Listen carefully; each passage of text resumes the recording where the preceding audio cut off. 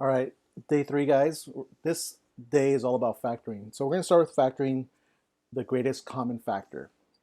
Now, the greatest common factor, or the GCF, is when you take each term and you break down the individual factors for each term. So these are the factors for each one, right? Now, the greatest common factor means you're taking whatever they each have in common and taking the biggest amount. So when you look at these, what do they all have in common? Well, obviously, we see twos.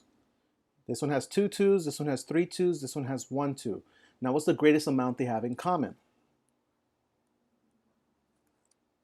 Only one two. Okay, so it's not 4, because that would be 2 times 2, all right? And it's not 2 times 2 times 2, which is 8. And the reason is because of 30. You know, the only thing that divides 30 was 2. Now, that takes care of the numbers. Now, I know you see a 3 here, but because this one doesn't have a 3, we're not going to factor it out. But we do see x's in common. So this one has 3 x's, this one has 2 x's, this one has 1 x. But again, how many do they have in common? Only 1 x. So the greatest common factor are, what do they each have in common? 2x. Now, what that means is you would take each term and divide each one by 2x. So if I divide this by 2x, 1x cancels out. You're going to be left with x squared, and 12 divided by 2 makes 6. That's the first term. What about this term? Well, if I divide this one by 2x, 1x cancels out. Negative 8 divided by 2, that's going to be negative 4.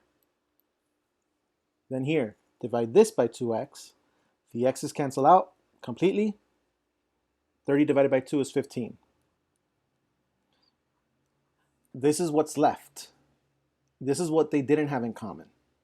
So that stays separated, and you took out what they had in common, 2x. So this is factoring with the GCF. This is taking out what they have in common. And that's kind of what you're going to be doing. Now, there's a faster way to do it because you don't have to do all this work beforehand. What you do is you take a look at the numbers and say, okay, what can divide both of these numbers? 3.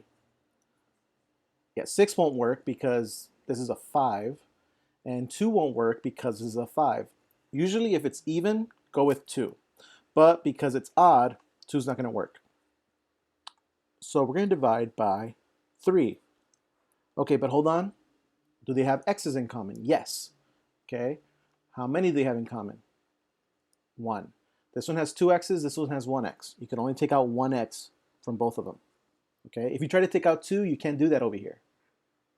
This is only what they have in common. So when you write your answer out, you identify that you took out the GCF first, and then you write down what's left in parentheses. So what's 12 divided by 3? 4. What's x squared if you divide it by x? Well, that'll cancel out 1x, so you get 1x there. Here, negative 15 divided by 3 is negative 5, but the x's divided by x cancels out. That's it. This is the answer. That's factoring out the GCF. All right, so that was a binomial. Now let's look at a trinomial. When you look at these numbers, obviously you see 5, 10, 15, probably 5, right? We'll divide it by 5. Now, what about variables? I see an x, oh, but there's no x here. So there's not going to be an x in the GCF, but there is going to be a y. This one, because this one has 2, this one has 3, but this one only has 1. So the most you can take out that they have in common is 1y.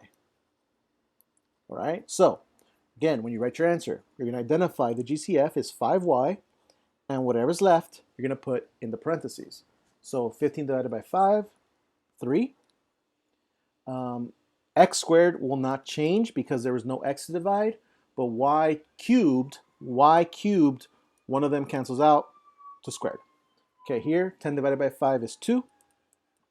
Okay, no x to divide, 1y out. Last one.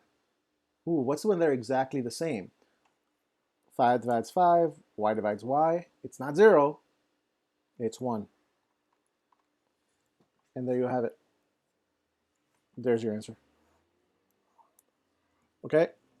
Now, be careful when there's a negative in the front. Usually when there's a negative in front, that means you're going to divide everything by a negative. So in this case, if you look at these numbers, or you might think, okay, 7, but 10 doesn't divide by 7.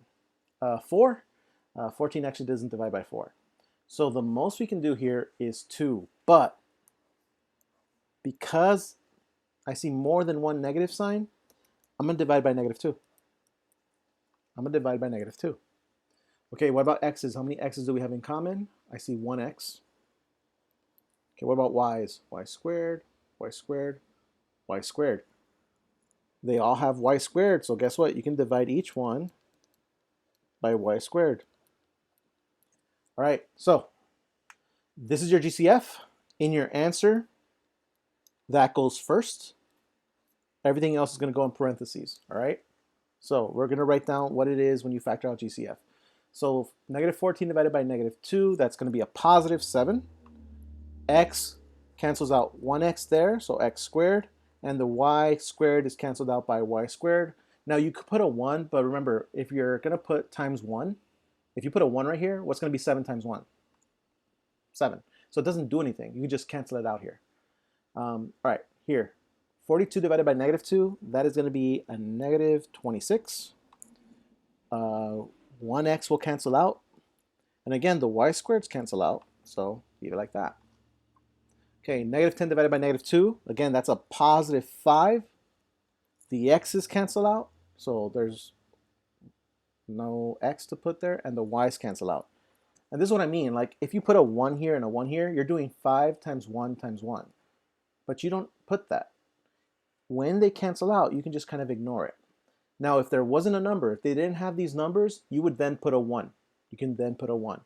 But because you have numbers here, you can just leave it as a 5, and that's it. That's your answer right there. And guys, that's factoring the GCF.